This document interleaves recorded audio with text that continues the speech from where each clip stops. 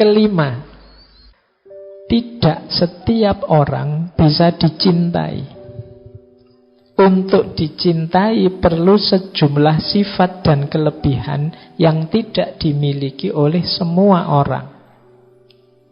Namun semua orang bisa menikmati dan merasakan cinta.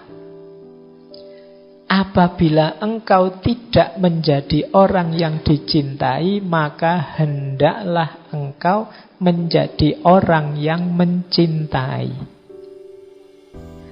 Jika engkau tidak bisa menjadi Yusuf, maka apa yang menghalangimu untuk menjadi Yakub, ayahnya Nabi Yusuf? Apa yang menghalangimu untuk menjadi pecinta yang tulus dan yang selalu merindu? Nah, kita ini sering putus asa, gelisah, kecewa karena tidak dicintai oleh orang yang kita harapkan mencintai kita. Mungkin kita punya sahabat yang bayangan kita, sahabat kita itu harusnya mencintai kita, dekat dengan kita. Ternyata tidak begitu. Dia tidak terlalu serius, tidak terlalu peduli dengan kita. Kan terus kita kecewa. Kata Maulana Rumi, ya memang begitu. Untuk orang dicintai itu perlu syarat yang tidak bisa diperoleh oleh semua orang. Jadi tidak semua orang lovable. Jadi enak untuk dicintai. Banyak yang dilihat wajahnya saja wis lovable, sudah membosankan. Ini kan banyak yang begitu. Maka kalian jangan fokus pada kenapa kok saya tidak bisa dicintai. Kalau engkau tidak bisa jadi orang yang dicintai, justru fokuslah pada bagaimana aku jadi orang yang mencintai. Tidak apa-apalah dia tidak mencintaiku, tapi aku mencintainya. Oke, yo, ini kan bisa jadi dalil kan? Kalau teman-teman pas butuh. Jadi kenapa? Karena dicintai orang itu di luar kuasa kita. Tapi mencintai orang lain itu dalam kontrol kita. Kita tidak akan dihukum, tidak akan dianggap salah, tidak akan dianggap keliru tentang hal-hal yang di luar kuasa kita. Tapi kita akan dimintai pertanggungjawaban dalam hal yang bisa kita kuasai. Mencintai itu kan dalam kuasa kita, tapi kalau dicintai tidak. Kita nembak kok ditolak misalnya, itu kan tidak akan dianggap salah oleh orang. Tapi kalau kita tidak punya hati, harusnya kita mencintai saudara kita, kita tidak mencintai, itu kita yang kena beban salah. Maka fokuslah pada bagaimana mencintai. Kata Maulana Rumi, kalau tidak bisa menjadi Yusuf, ya paling tidak jadilah Yakub. Ya kalau Nabi Yusuf jelas beliau ganteng, luar biasa, semua orang seneng. Jadi maka kita akan minder, wah apa ya bisa saya kayak Nabi Yusuf? Ya pasti tidak. Jadi nah paling tidak jadi Nabi Yakub. Nabi Yakub itu jiwanya penuh cinta. Beliau tahu kok cerita yang terjadi terhadap Yusuf, makarnya saudara-saudaranya dan lain sebagainya. Tapi beliau jiwanya sudah penuh cinta. Siapa saja dicintai oleh Nabi Yakub, meskipun mungkin tidak dapat balasan sebagaimana yang diharapkan. Nah, kalau tidak bisa jadi Nabi Yusuf, ya kita jadi Nabi Yakub. Bahkan saking sedihnya karena kangen Nabi Yakub kan sampai kabarnya tidak bisa melihat Nabi Yakub ini. Nah, ini profil. Jadi dibandingkan kita sibuk mencari orang yang mencintai kita, mending kita sibuk bagaimana cara kita mencintai orang lain. Dalam konteks persahabatan, ya mari kita sibuk apa yang bisa aku berikan pada sahabat kita, bukan menunggu apa yang akan diberikan sahabatku padaku. Bagaimana caraku yang terbaik untuk mencintai sahabatku bukan coba aku lihat sahabatku ini memberi apa padaku. Jadi bukan itu. Karena yang dilakukan orang di luar kuasa kita, yang ada dalam kuasa kita ya yang bisa kita lakukan. Jadi tidak setiap orang bisa mencintai. Tapi tidak setiap orang bisa dicintai, tapi setiap orang bisa mencintai. Baik, saya lanjutkan. Yang keenam. Oke. Ini suaranya jelas ya. Saya pegang gini aja. Nanti dianggap imam kalau saya pakai. Oke, kita lanjutkan. Tidak apa-apa nanti kita lebihkan sedikit sesuai dengan materi yang dibawa. Yang keenam, bila engkau berkata-kata baik kepada orang lain, maka kebaikan itu akan kembali kepadamu. Pujian dan terima kasihmu pada dia pada hakikatnya adalah untukmu sendiri. Bagaikan orang yang menanam pohon mawar dan melati di sekitar rumahnya. Manakala dia memandangnya, dia seperti berada dalam surga. Nah, ini untuk kita ingat-ingat. Jadi apapun yang kita lakukan untuk sahabat kita yang bentuknya kebaikan, jangan dikira itu persembahan untuk dia saja. Jangan dikira itu pengorbananmu yang manfaatnya hanya untuk dia saja. Kalau kita melakukan kebaikan, itu sebenarnya untuk kita. Jadi tidak untuk dia.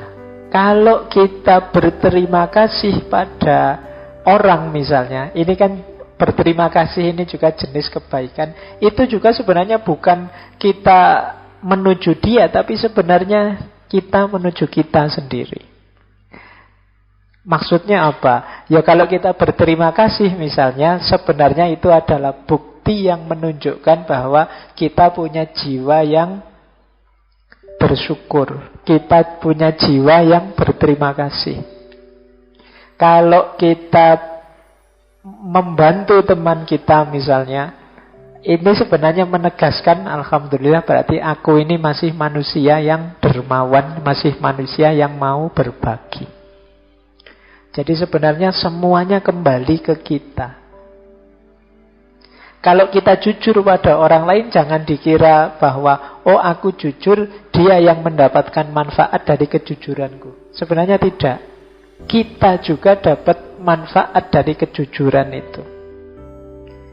Jadi man amila solihan fali nafsi. Jadi barang siapa melakukan kebaikan ya untuk dirinya sendiri. Kebaikan itu.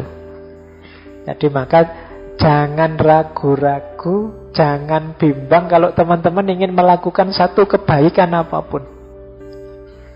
Termasuk kebaikan yang berhubungan dengan sahabat pada orang lain. Itu jangan dikira saya memberi berarti saya yang berkorban, dia yang dapat manfaat. Karena manfaat dari kebaikan itu hakikatnya nanti pada kita dan kembali ke kita lagi. Kalau manfaat untuk dia itu di luar kuasa kita sudah. Kadang-kadang kita itu ingin berbuat baik pada orang, tapi kok hasilnya tidak bagus, atau orangnya malah salah paham, atau orangnya malah benci sama kita dan lain sebagainya. Respon dia di luar kuasa kita. Tapi kebaikan yang kita lakukan pasti ada manfaatnya untuk kita. Jadi kalau engkau berkata baik pada orang lain, kebaikan itu akan kembali padamu. Tidak usah diukur, wah enak dia dapat manfaat terus. Dari aku apa enggak? Enak dia, aku terus yang neraktir, dia tidak pernah neraktir. Aku untungnya apa? Aku kehilangan uang banyak. Enggak. Kamu pasti dapat sesuatu. Ada banyak hal yang kamu dapat dengan kamu dermawan. Paling tidak sekarang kamu tahu bahwa ternyata aku ini ya tangguh juga ya. Uang yang harusnya untukku sendiri 1 bulan bisa loh untuk bantu teman makan setengah bulan juga. Berarti aku ini lumayan. Itu ukurannya lebih tangguh daripada sebelumnya. Dan lain sebagainya. Ada banyak manfaat yang bisa aku raih. Jadi ini rumus ke-6. Bagaimana kita dalam bersahabat itu tidak berhenti melakukan kebaikan dan tidak harus mengkalkulasi apa yang diberikan pada sahabat kita dan bagaimana respon dia. Yang penting itu kebaikan jalan saja. Manfaatnya pasti hadir untuk kita. Jadi kita itu sering terlalu jelimet, ngukur sesuatu sehingga bahkan yang harusnya kebaikan itu kita jalankan kemarin-kemarin sampai hari ini belum dijalankan. Kuatir efek ini, efek itu. Mungkin Pak saya itu ingin sholat malam Pak, tapi katanya kesehatan itu satu hari tidurnya kan minimal 7 jam. Nah kalau saya sholat malam, tidur dimulai jam sekian sampai sekian, nanti kurang 7 jam Pak. Kalau kurang tidur nanti jelimet sekali. Dibahas terus akhirnya tidak sholat-sholat. Iya. Saya mau bantu teman saya, tapi Pak nanti kalau dia jadi manja gimana ya? Kalau dia terus ketergantungan dengan saya, ada apa-apa utang ke saya gimana ya? Nanti suwi akhirnya ya tidak jadi-jadi bantu temennya nunggu dia mikir kesuwen nyari teman yang lain. Kita tidak jadi berbuat baik. Jadi yuk teman-teman kalau ada terbersit, saya punya rumus begini, kalau tiba-tiba terbersit di pikiran kita, di hati kita, keinginan untuk melakukan kebaikan apapun, bagi saya itu ilham dari Allah. Petunjuk dari Allah untuk melakukan kebaikan itu. Ayo jangan ditunda-tunda. Bagi saya itu terkabulnya doa kita. Kita kan tiap sholat minta pada Allah, ihdinas siratal mustaqim. Ya Allah, tunjukkan aku ke jalan yang lurus. Itu diantara menurut saya ya, Allah menunjukkan kita ke jalan lurus itu diilhamkan pada kita untuk melakukan kebaikan tertentu. Ilham itu antara lain muncul di kepala kita, di hati kita, muncul ide untuk melakukan kebaikan ini, kebaikan itu. Itu bagi saya dari Allah. Nah, berarti apa? Ayo dijalankan, tidak usah ragu-ragu, tidak usah terlalu banyak kalkulasi. Saya ingin bulan depan itu pulang kampung, salim sama ibu bapak, sudah lama aku tidak pulang. Apa yang bisa aku baktikan, ya aku baktikan lah. Ini bagi saya termasuk ilham dari Allah. Yuk dijalankan. Saya inginlah meskipun uangku sedikit, yuk tetangga kiri kanan ada yang yatim piatu, yo sekedar 10-20 ribu aku ingin juga sih sebenarnya sedekah. Ini bagi saya ilham, kebaikan. Jalankan itu. Tidak usah terlalu banyak mikir. Biasanya kalau dipikir atau ditunda-tunda itu terus tidak jadi. Tapi mosok ya bantu anak yatim cuma 10-20 ribu buat apa ya buat mereka? Nunggu nanti kalau sudah dapat 100 ribu. Begitu punya 100 ribu, eman ya 100 ribu. Kok dikasihkan? Akhirnya tidak jadi. Maka untuk kebaikan jalan saja. Tidak usah terlalu banyak pertimbangan. Saya khawatirnya Allah sudah ngasih banyak sekali ilham kebaikan, kita tidak jalan. Kita tiap hari masih minta lagi. Ihdinas siratal mustaqim lagi. Sudah ditunjukkan itu kebaikannya, minta lagi ihdinas siratal mustaqim lagi. Nah, jangan-jangan Allah lama-lama jengkel. Sudah diberitahu jalan lurusnya, tapi yo masih ngeyel lagi. Itu pun minta lagi. Ya Allah diberi dong. Sudah. Ya Allah diberi dong. Itu lama-lama tidak diberi kita. Maka yuk serius dalam kebaikan. Insya Allah kalau teman-teman ini kan paling tak wis mahasiswa ya levelnya, sudah tahu kok mana yang baik, mana yang buruk. Tinggal kapan inspirasi kebaikan itu muncul. Nah, ini bagian dari hidayah dan petunjuk dari Allah. Baik, lanjut. Nah, ini yang ketujuh dari Maulana Rumi. Cintailah semua orang, niscaya engkau akan selalu berada di antara bunga mawar dan taman surgawi. Jika engkau membenci semua orang, maka bayang-bayang musuhmu akan selalu berada di depan matamu. Ayo, matamunya membacanya pelan-pelan.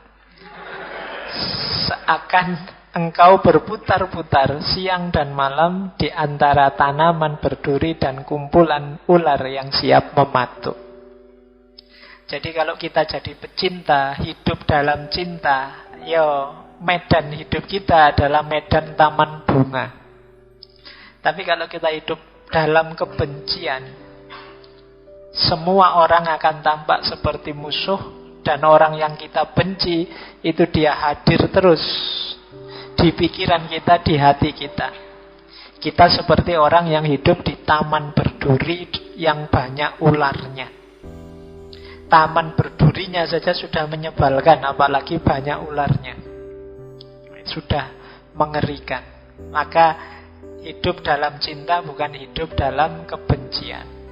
Energi yang dikeluarkan sama, tapi energi yang kita keluarkan untuk mencintai melahirkan kebahagiaan seperti hidup di antara bunga mawar dan taman surgawi, sementara energi kebencian melahirkan kegelisahan seperti hidup di taman berduri dan kumpulan ular.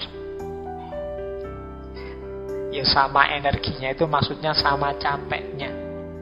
Dari kalkulasi matematikanya itu sama. Orang mencintai kan sibuk membahagiakan yang dicintai. Sementara orang yang membenci sibuk gimana caranya yang dibenci jatuh. Dua-duanya sama-sama sibuk, tapi rasanya beda.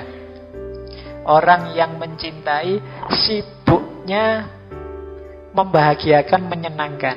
Sementara orang yang membenci sibuknya menyakitkan. Toh begitu, kadang kita lebih suka milih kebencian. Nah, ini PR kita hari ini. Jadilah jiwa yang mencintai.